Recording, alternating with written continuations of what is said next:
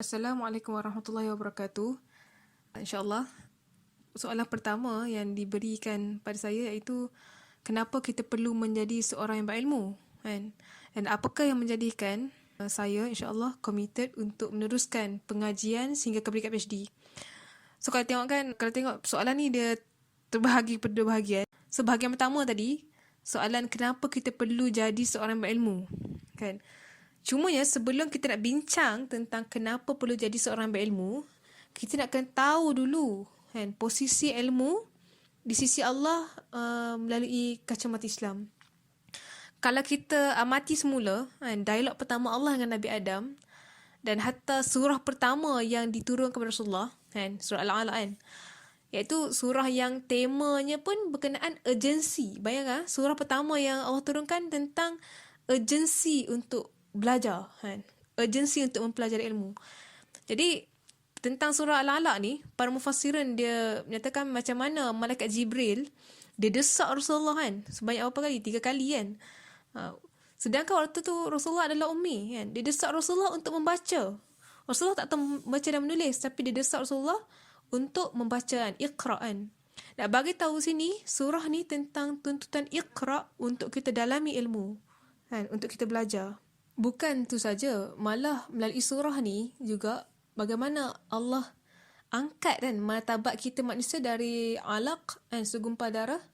Kan, kalau kita siang ikan, ada ketulan darah kan kat tepi-tepi tulang ikan tu kan sebelum kita masak kan. Jadi kita asalnya dari ketulan-ketulan darah tu. Ketulan darah tu kan, di segumpal darah. Yang mana sesuatu yang taif, lemah, tapi melalui surah ni, melalui ilmu pengetahuan, Allah angkat darjat manusia. Jadi dan kita tengok juga ulama salafus saleh tak heran sangat pun dengan penguasaan harta benda kan. Walaupun dia perkaya macam Imam Ahmad bin Hanbal, tapi mereka lebih berbangga dengan penguasaan ilmu kan. Walaupun memang tak dinafikan mereka gunakan kekayaan tu untuk hambat dakwah kan. Namun di hati mereka ni yang prestige, yang menjadi kebanggaan, yang menjadi kewibawaan mereka adalah ilmu. So kita berbalik pada soalan utama tadi kan, kenapa perlu ada ilmu? Ada dua sebab utama. Pada pandangan saya ada dua sebab utama lah insyaAllah kan. Pertama, lepas kita tahu tentang urgensi ilmu tadi, kita nak kena faham bahawa ilmu ni adalah amanah Allah untuk dilaksanakan di jalan yang Allah nak kan. Kita tengok baik surah tadi kan, surah Al-Alaq tadi, dalam ayat 'allamal insana ma lam ya'lam, di mana Allah claim asal dari ilmu Allah, ilmu adalah dari Allah, Allah tu Al-Alim, yang memiliki segala pengetahuan, segala pendaraan ilmu, dan Allah ni mengajar manusia menggunakan ilmunya sebagai amanah untuk kita. Tapi untuk apa? Macam tu juga kan, macam kita, contoh kan, analoginya kita sedekahkan duit ke orang yang perlukan kan. Contohlah untuk bayar yuran belajar dia kan. Jadi kita harap dengan duit sedekah kita tu, pelajar tu akan belajar sesungguh, tak ponteng kelas, jadi orang berguna dah habis belajar nanti kan. Jadi macam tu juga, anugerah yang ilmu yang Allah beri pada kita ni adalah amanah untuk kita belajar dan digunakan dan dilaksanakan di jalan yang Allah suka, di jalan yang Allah nak. Yang tu yang pertama. Yang kedua, sebab apa matlamat kita belajar ni? Kenapa kita perlu menjadi seorang berilmu? Sebab apa matlamat kita belajar ni selari dengan tuntutan hadis, di mana hadis yang masyhur lah, hadis sahih yang masyhur yang kita dengar daripada hadis riwayat Tirmizi kan. Rasulullah SAW bersabda, hikmah tu adalah barang yang hilang milik orang beriman. Di mana saja ia menjumpainya, maka ia lebih berhak untuk memilikinya. Jadi maksud hadis ni secara ringkasnya, yang patut mewarisi ilmu adalah orang mukmin, orang beriman. Sebab apa? Bila orang beriman kuasai satu bidang ilmu, dia akan pelihara dia ni. Ilmu yang dia ada tu dia akan pelihara dia ni, dia akan kembangkan dia ni, dan dia akan manfaatkan ilmu yang dia ada tu untuk kebaikan manusia dan alam. Jadi ini yang dia masukkan hikmah, secara ringkas lah, dia masukkan al-hikmah milik orang mukmin dalam hadis ni.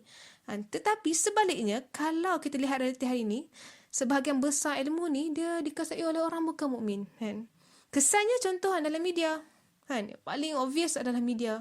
Maklumat yang mana kita dapat terlalu banyak penipuan, media-media juga menayangkan hiburan-hiburan yang mengarut kan. Drama-drama yang merapu, lambakan hiburan-hiburan yang melalaikan dan macam-macam lagi.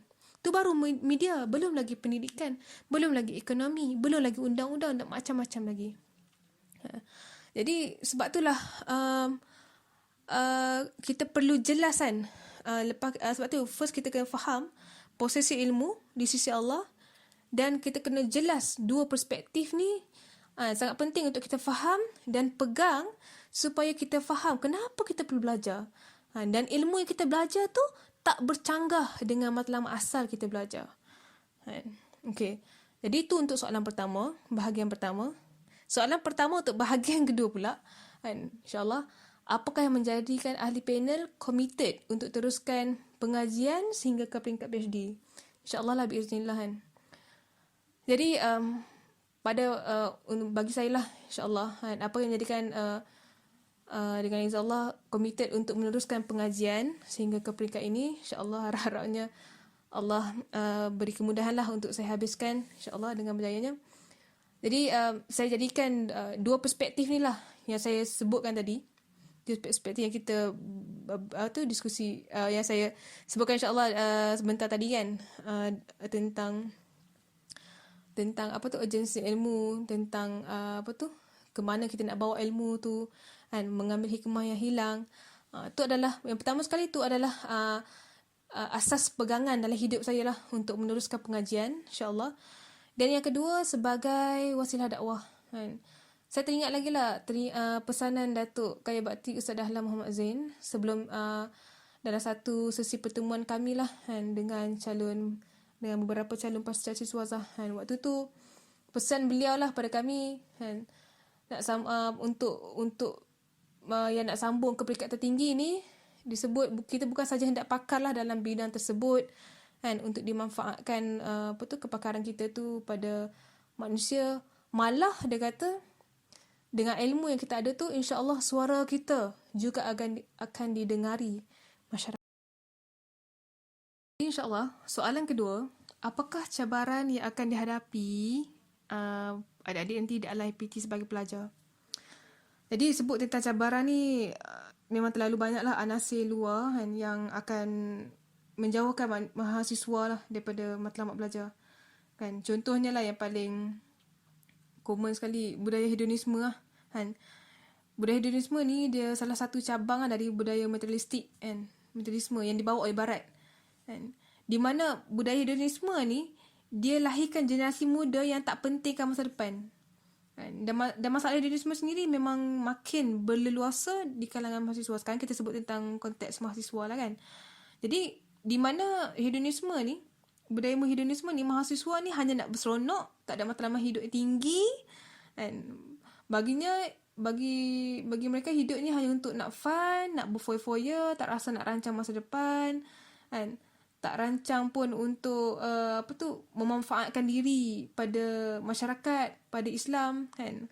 Banyak habiskan masa, banyak habiskan duit, kan, nak pergi berhibur, kan.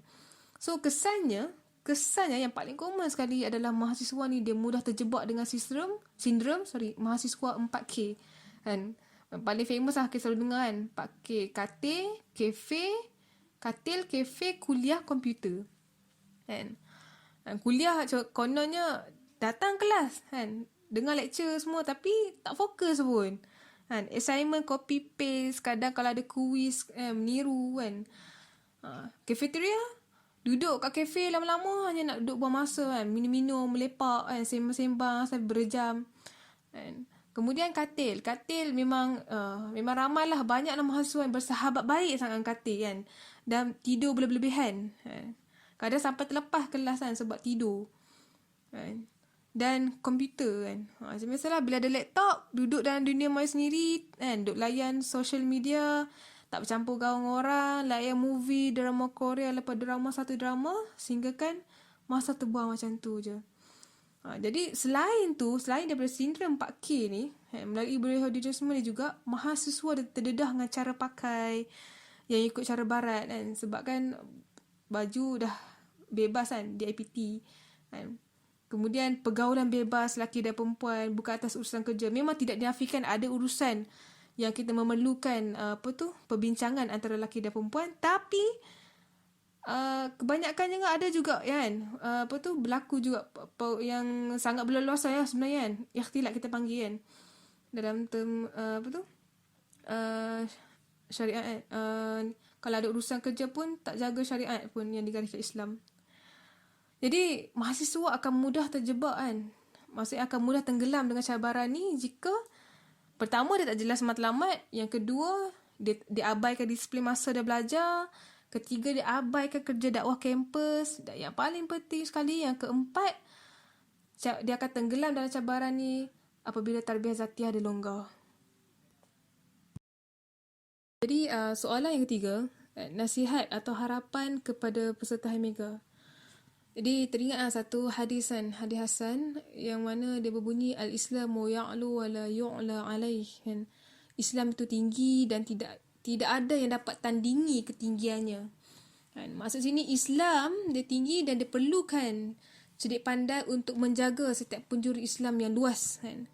Kalau kita perhatikan tokoh Islam seperti Ibn Sina kan, bagaimana dia dinobatkan sebagai tokoh perubatan terhebat oleh Barat kan. Ar-Razi, di mana beliau kukuhkan Islam melalui kepakaran beliau dalam bidang farmasi kan. Mimar Sinan, dia juga seorang arkitek yang mereka cipta 360 struktur bangunan termasuk 84 buah masjid besar, 51 buah masjid kecil, 57 buah sekolah, 7 buah madrasah untuk hafiz hafizah, 17 buah rumah api, 3 buah hospital kan, maksudnya bukan untuk sisi pendidikan sahaja, malah rumah api, 3 buah hospital, 7 buah jambatan, 48 buah rumah tumpangan, 35 tempat rumah penginapan, 8 buah bumbung melengkung dan 46 tempat takungan air ataupun kolam mandi untuk manfaat masyarakat. Bukan itu saja, Sultan Ahmad Fatih kan, yang sangat masyhur, terkenal dengan keluasan ilmu dan seni peperangan beliau kan, yang terhebat, tak pernah difikirkan oleh mana-mana komander perang pun kan. Begitu juga tokoh Islam Syekh Yusuf Al-Qaradawi kan, tokoh umat Islam yang sentiasa proaktif mendepani apa-apa saja permasalahan umat kan. Dan subhanallah, ribuan lagi tokoh dan imam Islam yang mendidik dan berbakti dengan jujur nak jaga setiap penjuru Islam kan. Jadi sekarang ni giliran kita pula lah kan. Selagi mana diri kita bergelar mahasiswa, maksudnya Allah telah beri kita kecerdasan dan keupayaan untuk kita cipta kejayaan pula bagi umat ini kan. Untuk kita lakar pula sejarah kejayaan bagi umat ini. Jadi gunakan peluang Allah beri ni untuk belajar, untuk dorong jiwa kita, asah potensi kita, bersungguh sehingga titik peluh akhir dan bertempur dengan jiwa untuk lawan kemalasan dan kerendahan matlamat. Sebab apa Rasulullah memang beri jaminan pun yang din dengan umat ni akan terus terbela dan akan capai kemenangan. Persoalannya, adakah kita antara salah seorang yang sertai bahtera kemenangan ini kan? Melalui penguasaan ilmu dan siapkan diri kita untuk jadi salah seorang penjaga penjuru Islam dan bekerja untuk meninggalkan Islam. Jadi insya-Allah itulah dari saya. Yang mana lemah tu daripada saya, yang mana yang baik tu semua Allah Taala. Insya-Allah semoga bermanfaat.